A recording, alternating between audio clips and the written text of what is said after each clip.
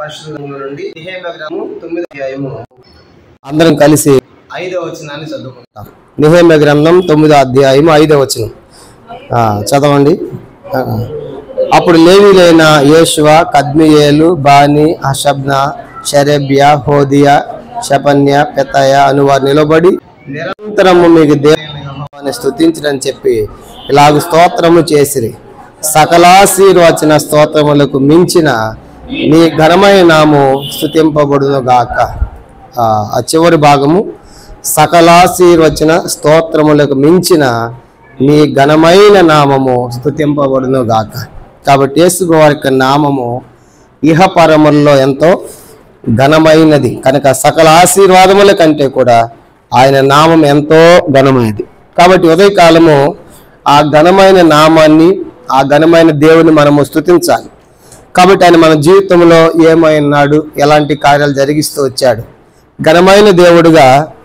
మరి ఎందుకు మనం ఆ ఘనమైన దేవుని స్తుతించాలి అని మనం చూసినప్పుడు దేవుని యొక్క వాక్యములోంచి కొన్ని సంగతులు మనము ఈ ఉదయకాలం మనం చూస్తాం. కాబట్టి సకలాశీర్వచనములకు మించిన ఘనమైన నామం అంటాడు. కాబట్టి ఉదయకాలం ఆ ఘనమైన నామాన్ని దావీదు అంటాడు 34వ కీర్తనలో, నాతో కూడి యెహోవాను ఘనపరుచుడి అంటాడు. కారణం ఏంటంటే దావీదు జీవితంలో అక్కడ ఎన్నో రకాల మేలులు, ఆశీర్వాదాలు దావీదు పొందినట్లే చూస్తాం. 34వ కీర్తన చూడండి, కీర్తన 34 దావీదు అంటాడు ఈ ఘనమైన నామాన్ని గురించి దేవుని ఘనపరచాలంటాడు. 34వ కీర్తన 3వ వచనం, నాతో కూడి యెహోవాను ఘనపరచుడి, మనం ఏకముగా కూడి ఆయన నామమును గొప్ప చేయదు. కారణం ఏంటంటే కింద అంటాడు, విచారణ చేయగా ఆయనది విచారణ చేయగా నాకు ఉత్తరం ఇచ్చాడు, నా భయంలో నన్ను తప్పించాడు. కాబట్టి నేను ప్రార్థన చేస్తే దేవుడు ప్రార్థన చేయగా ఆలకించాడు. కాబట్టి ఇలా ఎన్నో రకాల మేలులు దావీదు పొందాడు. ఆ కారణించేత అంటాడు, నాతో కూడి యెహోవాను ఘనపరచండి. కాబట్టి ఉదయకాలం మనం కూడా మన దేవుని ఘనపరచడానికి ఎన్నో కారణాలు ఉన్నాయి. కనుక అసలు ఏ కారణం లేకపోయినా ఆయన ఎందుకు ఘనపరచాలంటే ఆయన అంటాడు, నేను ఘనమైన మహారాజును. మలాకీ గ్రంథం చూడండి, దేవుని మనం ఎందుకు ఘనపరచాలంటే ఆయన ఘనమైన మహారాజు. మలాకీ గ్రంథము 1వ అధ్యాయం, మలాకీ గ్రంథము 1వ అధ్యాయము పాత నిబంధనలో చివరి పుస్తకం. మలాకీ గ్రంథం 1వ అధ్యాయము 14వ వచనం, మలాకీ 1:14 చదువుతాము. నేను ఘనమైన మహారాజునై ఉన్నాను. కాబట్టి దేవుని ఎందుకు మనం ఆరాధించాలంటే ఆయన ఘనమైన మహారాజు కనుక ఆయన నామము కూడా ఘనమైన అని చూశాం. ఘనమైన నామం కలిగిన వాడు లేదా ఘనమైన రాజు. అంత మాత్రమే కాదు, ఆయన వాక్యము కూడా ఘనమైంది. అందుకే అపోస్తల కార్యములు 17వ అధ్యాయం, అపోస్తల కార్యములు చూడండి, ఒక మాట మనం చదువు. అపోస్తల కార్యములు 17వ అధ్యాయం, 17వ అధ్యాయము మనం గమనించామంటే 11వ వచనం. అపోస్తల కార్యములు 17వ అధ్యాయం 11వ వచనం, వీరి తెస్సలోనికలో ఉన్న వారి కంటే ఘనులై ఉండిరి గనుక ఆసక్తితో వాక్యమును అంగీకరించి పౌలును శీలై చెప్పిన సంగతులు అలా ఉన్నవో లేవని ప్రతి దినము లేఖనములను పరిశోధించుచు వచ్చేది. కాబట్టి వీరి తెస్సలోనికి బెరయ వారు తెస్సలోనికలో ఉన్న వారి కంటే కూడా గనులు అంట. కారణం ఏంటంటే దేవుని యొక్క లేఖనాలు అలా ఉన్నవో లేవో చూస్తూ వచ్చారు. కారణం ఏంటంటే దేవుని యొక్క వాక్యము ఘనమైంది. అందుకే 138వ కీర్తన అంటాడు 2వ వచనంలో, నీ నామంతటి కంటే నీవు ఇచ్చిన వాక్యమును నీవు గొప్ప చేసి ఉన్నావు. కాబట్టి దేవుని యొక్క నామము ఘనమైంది, ఆ దేవుడు ఘనమైన వాడు. అంత మాత్రమే కాదు, ఆయన వాక్యము కూడా ఘనమైంది. కాబట్టి ఉదయకాలం అందుకే మన దేవుణ్ణి ఘనపరచడానికి హేతు ఏంటంటే ఒక మాట చదువుదాము. కీర్తన 118వ కీర్తన చూడండి, 118వ కీర్తనలో ఒక మాట మనం చదువుతాం. ఎందుకు మనము ఆయన్ను ఘనపరచాలంటే 118వ కీర్తన 28వ వచనం, కీర్తన 118వ కీర్తన 118 28వ వచనం అందరూ చదువుదాం.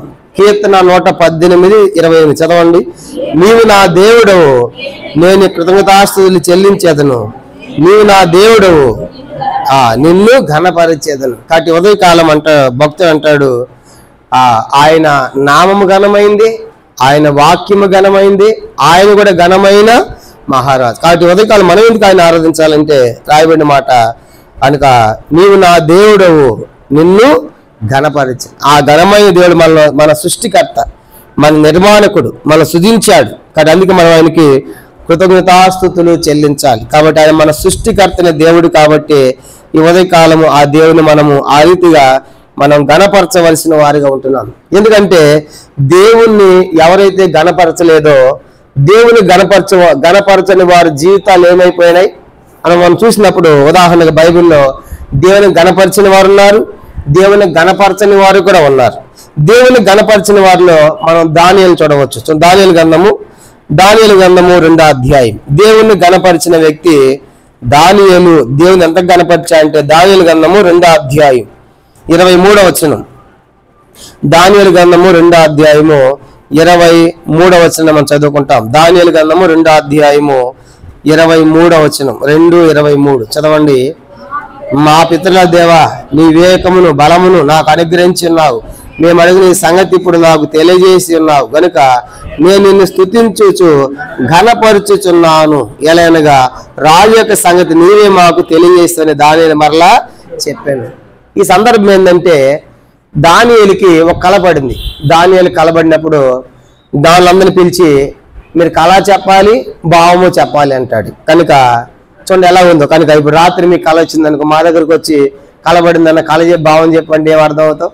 10 మంది కళ్ళు వస్తామండి, కళ్ళు వచ్చి అన్న కళ భావం ఏంటి అని అడుగుతూ ఉంటారు. కనుక పాము వచ్చింది లేకుంటే ఏనుగు వచ్చిందని ఆ కళ్ళ భావం చెప్పే సామర్థ్యం మాకు లేదు. కనుక ఇప్పుడు అక్కడ కూడా దేశం అంతట్లో ఆ కళ భావము కళ పడినప్పుడు ఆయన కవర్ పడుతున్నాడు.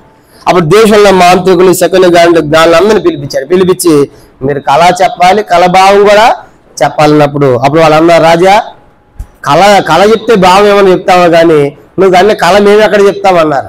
అప్పుడు రాజు కోపం వచ్చి అందరిని సంహరించండి కనుక వీళ్ళంతా అని చెప్పేసి ఒక ఆజ్ఞ జారీ చేసినప్పుడు, అలాంటి పరిస్థితి దానియేలు వాళ్ళ స్నేహితులు దేవునికి ఏం చేస్తారంటే ప్రార్థన చేస్తారు. ప్రార్థన చేసినప్పుడు దేవుడు కళను బయలుపరిచాడు, కళ భావాన్ని కూడా బయలుపరిచాడు. అప్పుడు దేవుడు ఆ కళ భావాన్ని చెప్పిన తర్వాత రాజు అతన్ని గొప్ప చేస్తాడు. అందుకే ఇప్పుడు దానియేలు ఎందుకు స్తుతిస్తున్నాడంటే, ప్రభా ఇది నీవే నాకు తెలియజేసావు కనుక రాజు యొక్క సంగతి అంతా తెలియజేసావు, నేను నిన్ను ఘనపరుచుచున్నాను అని దానియేలు కూడా దేవుని ఘనపరిచినట్లుగా మనం చూస్తాం. ఆ తర్వాత మరోసారి కలబడుతుంది, రెండోసారి కళ వస్తుంది. ఎవరికి? మళ్ళీ నెబుకద్నెజరుకి. రెండోసారి కళ వచ్చినప్పుడు అప్పుడు అడుగుతాడు, కనుక నాకు కలపడింది, ఇప్పుడు నేను కళ చెప్తాను, దాని భావాన్ని మీరు చెప్పాలి అంటాడు. మొదటిసారి ఏమన్నారు వాళ్ళు? కళ చెప్తే భావం చెప్తామన్నారు. ఇప్పుడు రెండోసారి అంటాడు, నేను కళ చెప్తాను, మేమేం చెప్పాలి? భావం చెప్పాలంటే ఆ కళ చెప్పాడు. కానీ కళ చెప్పిన తర్వాత అప్పుడు జ్ఞానులు అంటారు, దేశంలో జ్ఞానులు, దేవా రాజా ఇది ఎవరు చెప్పలేడు కళ భావం అంటాడు. కనుక ఏమిరా ఫస్ట్ ఏమన్నారు? మొదటిసారి కళ చెప్తే భావం చెప్తామన్నారుగా, ఇప్పుడు ఏమైందంటే ఇప్పుడు కళ చెప్తే ఏం చెప్పలేకపోతున్నారు? భావం చెప్పట్లేదు. ఆ కళ పడింది. ఆ కళ పడిన తర్వాత దాంట్లో బంగారు ప్రతిమ, తర్వాత బంగారు తల, తర్వాత రొమ్ము, కనుక శిరస్సు, కనుక ఇత్తడి, ఇవన్నీ కూడా కనబడతాయి అన్నమాట. అప్పుడు దానియేలు మళ్ళా వచ్చి ఆ కళ చెప్తాడు, రాజా ఆ బంగారు శిరస్సు ఎవరంటే నీవే, నీ సామ్రాజ్యము బంగారంలాగా విరసిల్లుతుంది, కనుక అభివృద్ధి చెందుతుంది. తర్వాత మరొక సామ్రాజ్యం వస్తుంది, మాదే సామ్రాజ్యము, అదే వెండి, కనుక ఈ తలను కొట్టేస్తుందని ఈ భావం చెప్పి రాజా నీకు దూరం అవునుగా అంటాడు. అప్పుడు దానియేలు ఆ తర్వాత ఏం చేస్తాడంటే దానియేలు ఆ రాజ్యంలో గొప్ప స్థానంలో హెచ్చిస్తాడు. అంత మాత్రమే కాదు, ఈ యొక్క నెబుకద్నెజరు అరణ్యాన్ని కూడా పోతావు, కానీ నువ్వు దేవుని గణపరచలేదు కాబట్టి అరణ్యాన్ని కూడా పోతావు, నువ్వు పశువులకు గడ్డి మేస్తావు అని చెప్పి సంగతం చెప్పిన తర్వాత ఆయన చెప్పిన రీతిగానే అరణ్యానికి వెళ్తాడు నెబుకద్నెజరు. కనుక 7 కాలాలు కనుక ఆయన గడ్డి మేస్తాడు. కనుక తర్వాత మానవ బుద్ధి లాంటిది మళ్ళా బుద్ధి ఆ నెబుకద్నెజరుకు వస్తుంది. కనుక ఇప్పుడు ఆ నెబుకద్నెజరుకు అరణ్యానికి పోయి గడ్డి మేసి బుద్ధి వచ్చిన తర్వాత ఇప్పుడు ఏం చేస్తున్నాడు ఆయన? చూడండి, దానియేలు గ్రంథము 4వ అధ్యాయం 34వ వచనం. దానియేలు గ్రంథం 4వ అధ్యాయము. ఇప్పుడు అరణ్యానికి వెళ్ళి గడ్డి మేసి కనుక అవన్నీ పొందిన తర్వాత ఆయన ఇప్పుడు ఏమంటున్నాడంటే చూడండి 34వ వచనం. దానియేలు గ్రంథం 4:34. ఆ కాలం గడిచిన పిమ్మట నెబుకద్నెజరు నేను మరలా మానవ బుద్ధి గలవాడినై నా కళ్ళు ఆకాశము తట్టి ఎత్తి చిరంజీవి సర్వోన్నతుడగు దేవుని స్తోత్రము చేసి ఘనపరిచి స్తుతించితిని. ఆయన ఆధిపత్యము చిరకాలము వరకును, ఆయన రాజ్యం తరతరములకును. కానీ ఇప్పుడు బుద్ధి వచ్చింది కదా నెబుకద్నెజరుకు. అప్పుడు దాకేమన్నాడు, నా రాజ్యము, నా ఘనత, నా పట్టణం అన్నాడు. కానీ అరణ్యాన్ని పోయి గడ్డి మేసిన తర్వాత అన్నాడు, నా మానవ బుద్ధి గలవాడే. బుద్ధి వచ్చిన తర్వాత ఆయన చేసిన మా దేవుని స్తుతి ఏంటంటే, ఒక మాట మనం చూస్తాం ఇక్కడ. ఏమంటాడంటే, సర్వోన్నత దేవుని స్తోత్రము చేసి గణపరిచి స్తుతించి. ఎప్పుడు గణపరుస్తున్నాడు ఈయన? అరణ్యానికి పోయి బుద్ధి వచ్చిన తర్వాత. 37 వచ్చిన కూడా, ఇది అధ్యాయం 37 కూడా. ఇలాగ సత్యములను ఆయన మార్గములు న్యాయముల ఉన్నవి, గర్వముతో నటించి వారు ఆయన అనపశక్తుడని ఆయన స్తుతించుచు కొనియాడుచు ఘనపరచుచున్నాను. కానీ అరణ్యానికి పోయిన తర్వాత బుద్ధి వచ్చిన తర్వాత, దేవా నీ మార్గములు సత్యములు న్యాయములు, కానీ గర్వంతో ఉన్నటువంటి వారిని నువ్వేం చేస్తావు? అణిచివేస్తావు. నేను ఒకప్పుడు అలాగే ఉన్నాను కాబట్టి ఇప్పుడు అందుకే నేను స్తుతిస్తున్నాను అని చెప్పేసి, ఇప్పుడు స్తుతించి గణపరిచే విషయంలో రెండు వ్యక్తి మనకు ఏం కనపడుతున్నారు? నెబుకద్నెజరు. మొదటి వ్యక్తి ఏమో దానియేలు గణపరిచాడు, దేవా ఈ కలభావం చెప్పినందుకు కానీ. రెండోది నెబుకద్నెజరు మానవ బుద్ధి వచ్చి అరణ్యానికి పోయి బుద్ధి వచ్చిన తర్వాత దేవుడు తెలుసుకుని అంటాడు, నేను ఆయన గణపరుస్తున్నాను అంటాడు. లోకాసు వార్త 1వ అధ్యాయంలో మరియు కూడా ఏమంటుంది? లోకాసు వార్త 1వ అధ్యాయం 46వ వచనం. లోకాసు వార్త 1వ అధ్యాయము 46వ వచనం మనం చదువుదాం. లోకాసు వార్త 1వ అధ్యాయము 46. అప్పుడు మరి ఇట్లనును, నా ప్రాణము ప్రభువును ఘనపరుచుచున్నది. కాబట్టి ఇప్పుడు మరి కూడా దేవుని ఏం చేస్తుందంట? గణపరుస్తుంది. కాబట్టి దానియేలు గణపరిచాడు, దేవుణ్ణి గణపరిచినట్లుగా మనం చూస్తాం. ఈ రీతిగా దేవుని యొక్క వాక్యంలో దేవుని ఎంతో మంది గణపరిచారు. అయితే మరి గణపరచని వారు కూడా, దేవుని గణపరచని వారు ఏమైపోయారు? ఉదాహరణగా వాళ్ళు కూడా ముగ్గురు. ఇప్పుడు గణపరు ముగ్గురు. మొదటి వ్యక్తి దానియేలు కనుక, రెండో వ్యక్తి నెబుకద్నెజరు, మూడో వ్యక్తి మరియా. ఇప్పుడు దేవుని గణపరచని వారు చూడండి, దానియేలు గ్రంథము 5వ అధ్యాయం, దానియేలు గ్రంథము 5వ అధ్యాయము 23వ వచనం. దానియేలు గ్రంథం 5వ అధ్యాయము, దానియేలు గ్రంథము 5వ అధ్యాయము 23వ వచనం. దానియేలు గ్రంథము 5వ అధ్యాయము 23 చదువుదాం. 23. బెల్షాజరు అతని కుమారుడు నీవు ఈ సంగతి అంతా ఎరిగింది, నీ మనస్సును అనుసుకొనక పరలోకమందున్న ప్రభు మీద నిన్ను నీవే హెచ్చించుకుంటేవి. ఎట్లనగా నీవును, నీ అధిపతులను, నీ రాణులను, నీ ఉపపత్నులను దేవుని ఆలయ సంబంధ ఉపకరణములలో తెచ్చి వాటితో త్రాగుచు చూడనైనను వెన్నైనను గ్రహింపనైన చేతగాని వెండి బంగారు ఎత్తాడు ఇనుము కర్ర రాయి అని వాటితో చేయబడిన దేవతలను స్తుతించి గాని నీ ప్రాణమును నీ సకల మార్గములను ఏ దేవుని వశమున ఉన్నవో ఆయన నీవు ఘనపరచలేదు. కాబట్టి ఇప్పుడు దేవుని ఘనపరచని వ్యక్తి ఎవరంట? బెల్షాజరు. ఈ బెల్షాజరు ఎవరంటే బబులోను సామ్రాజ్యానికి ఆఖరి చక్రవర్తి కనుక 7వ చక్రవర్తి. కానీ ఇక్కడ రాయబడింది నెబుకద్నెజరు కుమారుడు అని ఉంటది, కానీ ఈ నెబుకద్నెజరు కుమారుడు కాదు. కనుక ఇతను ఆఖరి రాజు అన్నమాట. ప్రభు చిత్తం అయితే రేపు వారం కూడా పై గురువారం నుండి దానియేలు గ్రంథము మరి లైవ్ ఇవ్వాలని కోరుతున్నాము. కానీ ప్రార్థన చేయండి, ఇవన్నీ కూడా వివరంగా చెప్తాం. మొత్తం బబులోను సామ్రాజ్యాన్ని 7గురు పరిపాలించారు. 7గురిలో మొట్టమొదటి జయించిన వ్యక్తి పేరు ఏంటంటే దానియేలు తండ్రి నెబోఫలసర్ అంటారు. ఆ తర్వాత రెండో వ్యక్తి నెబుకద్నెజరు.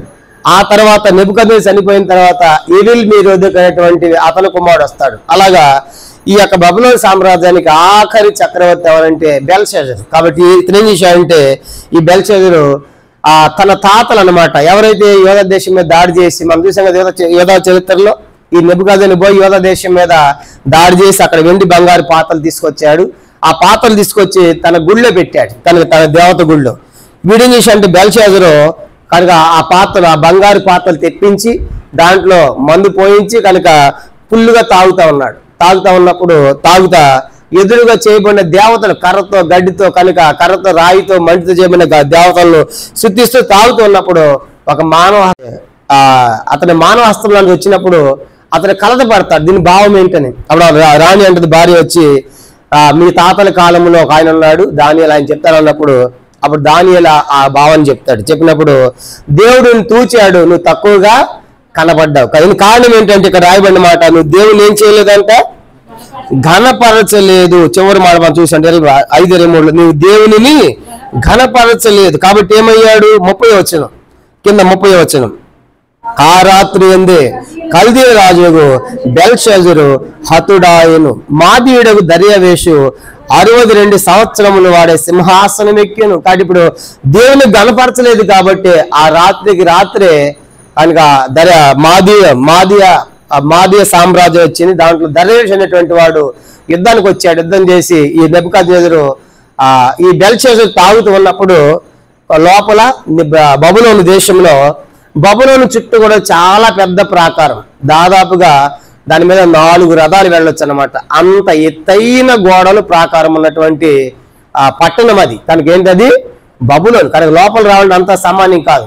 చుట్టూ కూడా దర్యావేషు సామ్రాజ్యం చుట్టుముట్టింది. చుట్టుముట్టినప్పుడు వీడు బుద్ధిహీనుడు కాకపోతే లోపల ఏం చేస్తున్నాడు? శత్రువు వస్తా ఉంటే మందు తాగుతూ విందు చేసుకుంటా ఉన్నాడు. కాబట్టి ఆ రీతి వీడు మందులో విందులో ఉన్నప్పుడు రాత్రే వాళ్ళు ఏం చేశారంటే అవన్నీ కూలద్రోసి కనుక ప్రాకారాలు లోపల చొరబడ్డారు, వీడిని చంపేశారు. అంతటితో బబులోను సామ్రాజ్యము సమాప్తమైపోతుంది. ఇప్పుడు ఎవరు సామ్రాజ్యం వచ్చింది? నెక్స్ట్ మాదీయ సామ్రాజ్యం. చెప్పలేదంట మాదీయ సామ్రాజ్యం. అదే రెండో చెప్పాడుగా, మొదటిదేమో తలేమో శిరస్సు అన్నాడు, కనుక రొమ్ములు వెండి అన్నాడు. కనుక అది వస్తుంది, కానీ నీ కాలంలో శిరస్సు బంగారంలాగా ఉంటుంది, కనుక తర్వాత రాజ్యం పోతుంది అన్నాడు.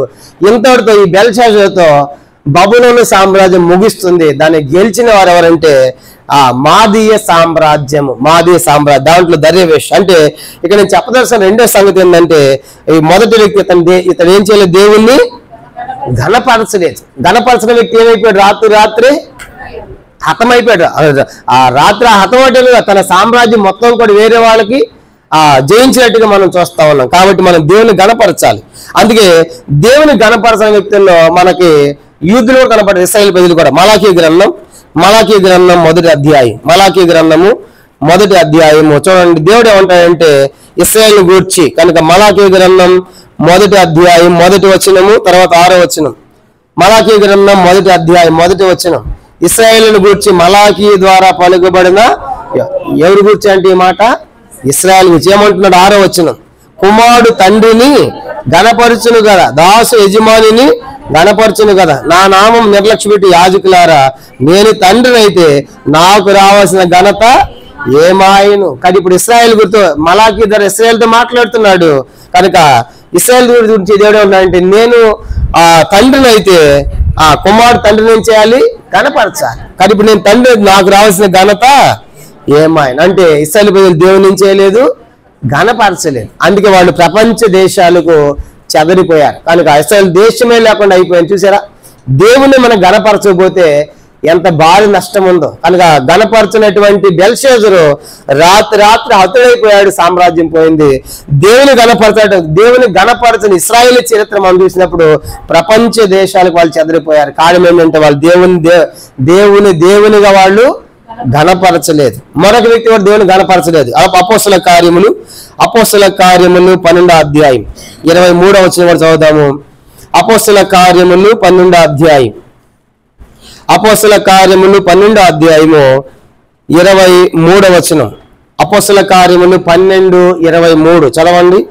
అతడు దేవుని మహిమపరచనందున వెంటనే ప్రభు దూత అతని మొత్తిని కనుక పురుగులు పడి ప్రాణం విడిచి చనిపోయాను. కనుక 22 కూడా పైన 22 కూడా ఇది దైవ స్వరమే కాని మానవ స్వరము కాదని కేకలు వేసి.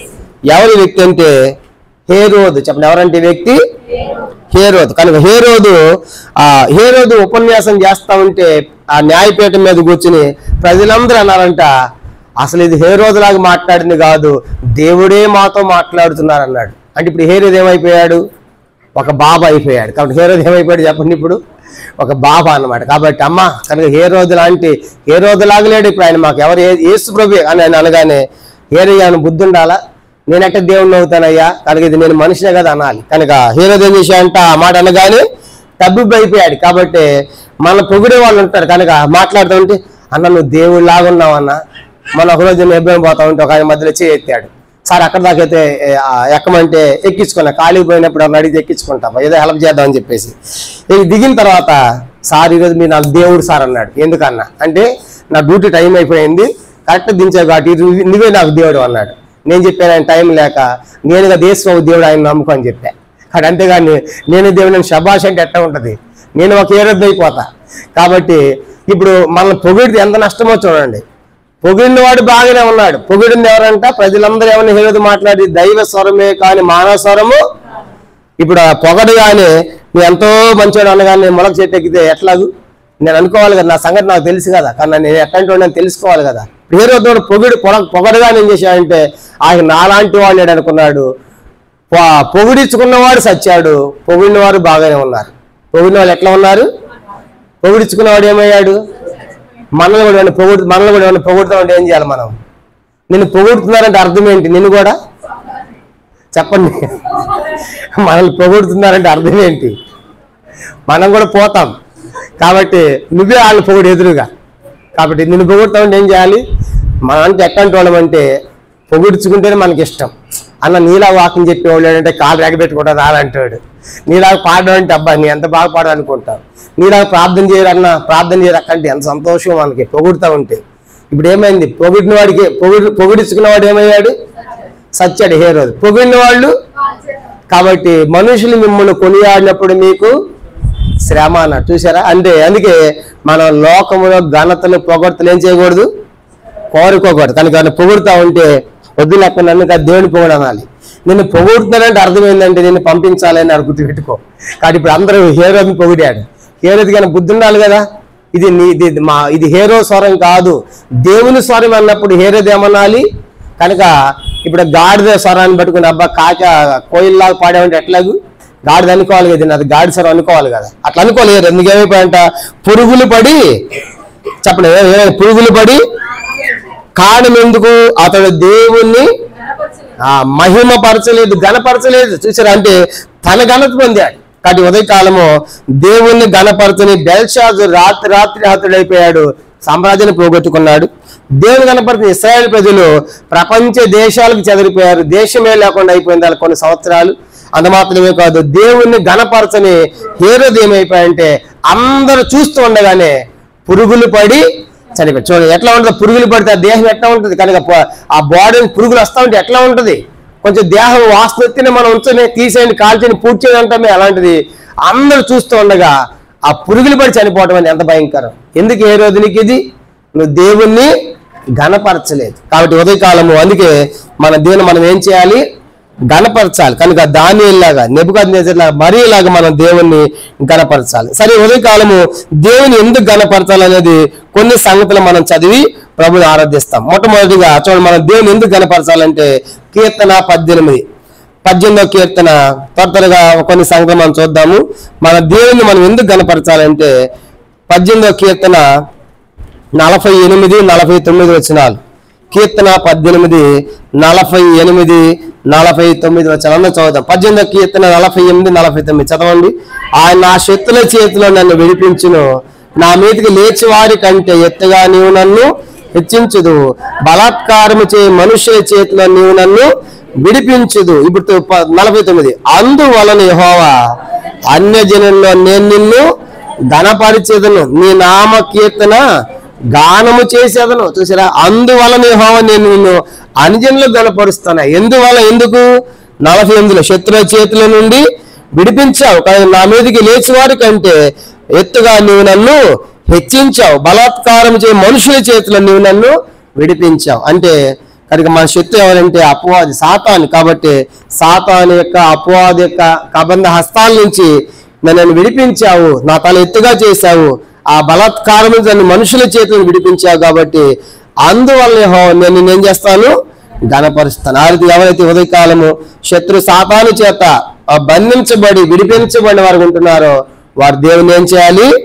ఘనపరచాలి. ఇది మొదటి సంగతి. రెండో చూడండి, మన దేవుని ఎందుకు ఘనపరచాలంటే 34వ కీర్తన, నిన్న మనం చదువుకున్న 34వ కీర్తన 3వ వచనం. 34వ కీర్తన 3వ వచనం. కీర్తన 34:3 నాతో కూడి యెహోవాను ఘనపరచుడి, మనం ఏకముగా కూడా ఆయన నామమును గొప్ప చేయదు. ఎందుకు? 4వ వచనం. విచారణ చేయగా ఆయన నాకు ఉత్తరం ఇచ్చాడు, నాకు కలిగిన భయములన్నిట్లో ఆయన నన్ను తప్పించాడు. 6వ వచనం. దీనుడు మొరపెట్ట యెహోవా ఆలకించాడు. కాబట్టి ఇవన్నీ కూడా కనుక నేను విచారణ ప్రార్థన చేసినప్పుడు ఉత్తరం ఇచ్చాడు, నాకు భయం కలిగినప్పుడు నన్ను తప్పించాడు, నేను ప్రార్థన చేసినప్పుడు శ్రమలన్నిటిలో నుండి విడిపించాడు. కానీ ఇలా ఎన్నో మేలులు దావీదు పొందాడు కాబట్టి అంటాడు, నేను యెహోవాను గణపరుస్తున్నాను, అందుకే నేను ఎల్లప్పుడూ యెహోవాను సన్నిధిస్తాను. కాబట్టి మనం కూడా దేవుణ్ణి గణపరచాలి. ఎందుకంటే ప్రార్థన చేసినప్పుడు జవాబిస్తున్నాడు, మనకు కలిగిన భయములన్నింటినీ మనల్ని తప్పిస్తూ ఉన్నాడు. అంత మాత్రమే కాదు, ఆయన వద్ద ప్రార్థన చేసినప్పుడు ప్రార్థన జవాబు ఇవ్వటము, కలిగిన భయములను తప్పించటము, కనుక శ్రమలోని మనం తప్పిస్తున్నందుకు మనం దేవుణ్ణి దావీదుతో కలిసి మనం కూడా దేవుని ఏం చేయాలి? ఘనపరచాలి. ఇది రెండవది. మూడవది చూడండి, కీర్తన 35. దేవుని మనం ఎందుకు ఘనపరచాలంటే 35వ కీర్తన 27వ వచనం. 35వ కీర్తన 27వ వచనం చదవండి.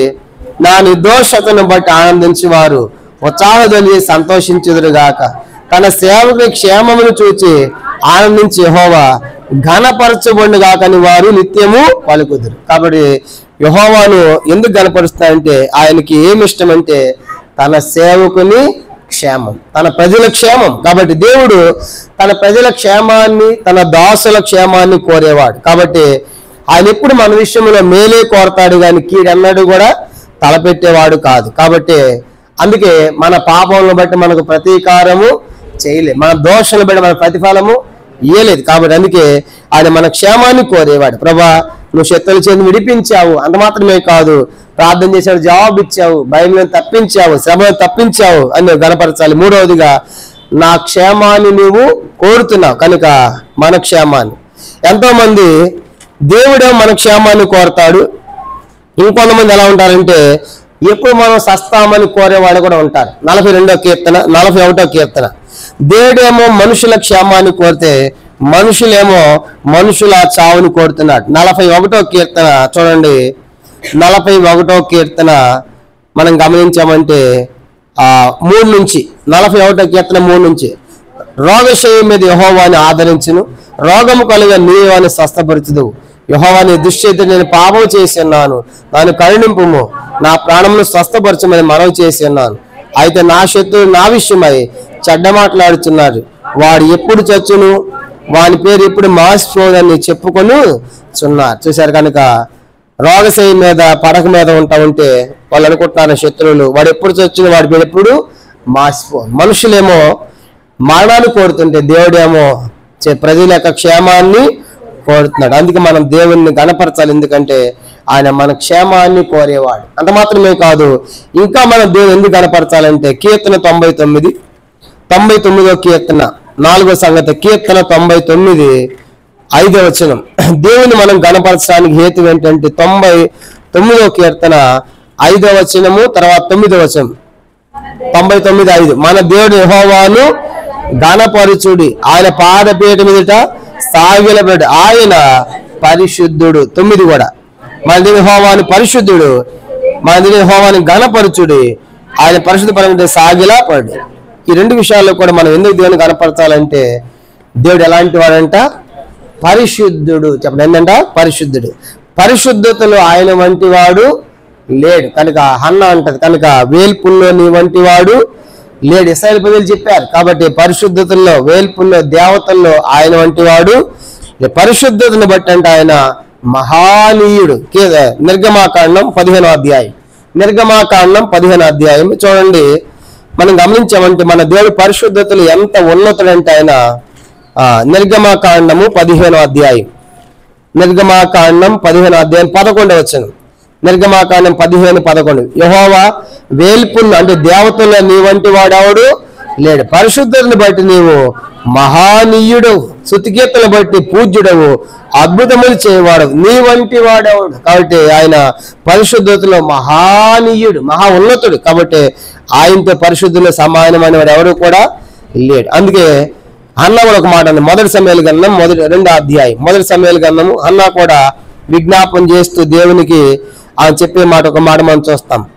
2వ వచనం 1 సమూయేలు 2:2 యెహోవా వంటి పరిశుద్ధ దేవుడు ఒకడును లేడు. చూసారు కనుక యెహోవా వంటి పరిశుద్ధ దేవుడు కనుక పరిశుద్ధతలో అందుకే దేవుడు అంటాడు యెషయా గ్రంథం 57వ అధ్యాయం 15వ వచనంలో నేను మహాగణుడను, మహోన్నతుడను, పరిశుద్ధుడను, నిత్య నివాసైనడు ఎలాగ సెలవిస్తున్నాడు, నేను మహోన్నతమైన పరిశుద్ధ స్థలాల్లో నివసించువాడు. కాబట్టి ఆయన పరిశుద్ధ స్థలాలని దేవుడు. కాబట్టి ఉదయకాలము ఆయన పరిశుద్ధతను మనం కొలవలేము. కాబట్టి ఎందుకు ఆయన కీర్తించాలంటే గణపరచాలి. 4వదిగా ఆయన పరిశుద్ధ దేవుడై ఉన్నాడు. కాబట్టి 4వది. 5 చూడండి, మనం దేవుని ఎందుకు గణపరచాలంటే కీర్తన 145 మొదటి వచనం. కీర్తన 145వ కీర్తన మొదటి వచనం. కీర్తన 145 మొదటి వచనం.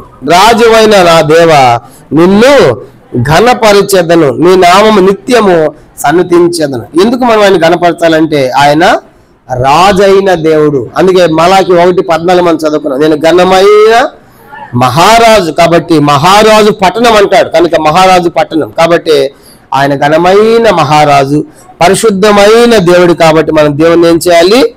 ఘనపరచాలి. అయితే మనం దేవుణ్ణి ఎట్లా ఘనపరచాలి? కనుక ఎట్లా ఘనపరచాలి? కీర్తన 69వ కీర్తన 30వ వచనం. కీర్తన 69 చూడండి, దేవుని ఎట్లా ఘనపరచాలంటే కీర్తన 69 30వ వచనం కూడా చదువుదాం. 69వ కీర్తన 69 30వ వచనం. 69 30. కీర్తనలతో నేను దేవుని నామమును స్తుతించెదను, కృతజ్ఞతాస్తుతులతో నేను ఆయనను ఘనపరిచెదను. కాబట్టి కీర్తనల ద్వారా దేవుని స్తుతించవచ్చు. చాలా మంది పాటల సమయానికి రాలేదు, కనుక కీర్తనలు పాటల ద్వారా కూడా దేవుని ఏం చేయాలి? స్తుతించాలి. తర్వాత కృతజ్ఞతాస్తుతులు కూడా దేవుని నామాన్ని మనము ఘనపరచాలి. కాబట్టి కీర్తనలతో కృతజ్ఞతాస్తుతులతో మనం దేవుణ్ణి ఘనపరచాలి. ఇంకా మనం ఎట్లా ఘనపరచాలంటే నెహెమ్యా గ్రంథం మొదటి అధ్యాయం. నెహెమ్యా గ్రంథం మొదటి అధ్యాయము 11వ వచనం. దేవుని మనము భయభక్తులతో ఘనపరచాలి. నెహెమ్యా గ్రంథం మొదటి అధ్యాయము మనం గమనించామంటే 11వ వచనం. నెహెమ్యా 1:11. యెహోవా చెవియొగ్గి నీ దాసైన మొరను, నీ నామమును భయభక్తులతో ఘనపరచుటయందు ఆనందించు. కాబట్టి మనం దేవుణ్ణి భయభక్తులతో ఘనపరచాలి. ఏదో నోటికి వచ్చింది కాసేపు వల్లించే చెప్పేసి వెళ్ళిపోయేది కాదు. కనుక భయభక్తులతో, భయముతో, భక్తితో మనం దేవుణ్ణి ఘనపరచవలసిన వారిగా ఉంటున్నాం. అంత మాత్రమే కాదు, దేవుని మనము ఎక్కడ గణపరచాలి? ఎక్కడ గణపరచాలంటే చూడండి, కీర్తన 86 2 వచనాలు చదివి మనం ముగిద్దాం. 86వ కీర్తన 10వ వచనం. కీర్తన 86:10. ఎక్కడ మనం గణపరచాలంటే దేవుణ్ణి 86:10. నీవు సృజించిన అన్ని జనులందరూ వచ్చి నీ సన్నిధిని నమస్కారము చేయుదురు, నీ నామమును ఘనపరచుదురు. ఆయన సన్నిధిలో, కనుక ఆయన సన్నిధిలో నమస్కారం చేస్తాను అన్ని జనులందరూ వచ్చి. కాబట్టి ఆయన సన్నిధిలో మనం ఆయన్ను ఘనపరచాలి. ఆయన సన్నిధిలో ఇంకెక్కడ మనం ఘనపరచాలంటే ఎక్కడ? 107వ కీర్తన 32వ వచనం కూడా. కీర్తన 107:32 కూడా. 107వ కీర్తన 32వ వచనం. 107వ కీర్తన 32 కూడా చదువుదాం. 32 చదవండి. జన సమాజములో వారాయనను ఘనపరచుదురుగాక, పెద్దల సభలో ఆయనను కీర్తించుదురుగాక. కాబట్టి మనం దేవుణ్ణి దేవుని సన్నిధిలో, జన సమాజంలో మనం దేవుణ్ణి ఘనపరచాలి. ఎందుకు మనం ఘనపరచాలంటే 5 విషయాలు చూసాం. వాడు శత్రుల చేతులను మనలను విడిపించాడు. అంత మాత్రమే కాదు, మన ప్రార్థన జవాబిస్తూ, మన శ్రమను తప్పిస్తూ, కనుక మన భయాన్ని తప్పిస్తున్నందుకని మనం ఘనపరచాలి. మన క్షేమాన్ని ఆయన కోరుతున్నందుకు ఆయన ఘనపరచాలి. ఆయన పరిశుద్ధ దేవుడు కాబట్టి ఆయన మనం ఘనపరచాలి. ఆయన మన రాజు కాబట్టి మనం ఆయన ఘనపరచాలి. ఎట్లా ఘనపరచాలంటే కృతజ్ఞతాస్తుతులతో ఘనపరచాలి, భయభక్తులతో ఆయన మనము ఘనపరచాలి. అంత మాత్రమే కాదు, మనమే కాదంట, లోకములో ఉన్న జంతువులు కూడా దేవుని ఘనపరుస్తున్నాయి. తెలుసా, పొద్దున్నే పక్షులు కోలాహలం చేస్తా ఉన్నాయి, కనుక దేవుని స్తుతిస్తూ ఉన్నాయి. యెషయా గ్రంథం 43వ అధ్యాయం 20వ వచనం చూడండి. పక్షులు కూడా దేవుని ఘనపరుస్తున్నాయంట. యెషయా గ్రంథం 43వ అధ్యాయము 20వ వచనం. యెషయా గ్రంథం 43:20. యెషయా గ్రంథం 43:20. నేను ఏర్పరచుకున్న ప్రజలు త్రాగుటకు అరణ్యములో నీళ్లను పుట్టించుచున్నాను, ఎడారిలో నదులు కలుగజేయుచున్నాను. అడవి జంతువులను, అడవి కుక్కలను, నిప్పుకోళ్ళు నన్ను ఘనపరచును. చూసారా, అరణ్య జంతువులు అంట, ఆ అడవి కుక్కలు, నిప్పుకోళ్ళు, కనుక జంతువులన్నీ కూడా దేవుణ్ణి ఘనపరుస్తూ ఉన్నాయి. కారణం ఏంటంటే దేవము సృష్టించామని. కాబట్టి జంతువులే, ఆత్మలేని జంతువులు దేవుని ఘనపరిస్తే దేవుని ఆత్మ, దేవుని స్వరూపం కలిగినటువంటి మనం దేవుని ఎంతగా మనము ఘనపరచాలి. కాబట్టి ఉదయకాలం ఈ విషయాలు తలపోసుకొని మన దేవుని మనము గణపరచాలి. ఎందుకంటే దేవుణ్ణి గణపరచని వారు ఏమయ్యారో మనం చూసాము. దేవుని గణపరిస్తే కనుక ఆయన నామము సకలాశీర్వాదములకు మించిన ఆయన ఘనమైన నామాన్ని మనం స్తుతించి ఆయన గణపరచడానికి ప్రభు తనకు మనకు దయచేయును గాక. ప్రభు ఈ వాక్యాన్ని దీవించును గాక. మనం లేచి నిలబడి ఒక పాట మనం పాడుతూ ఉంటాం.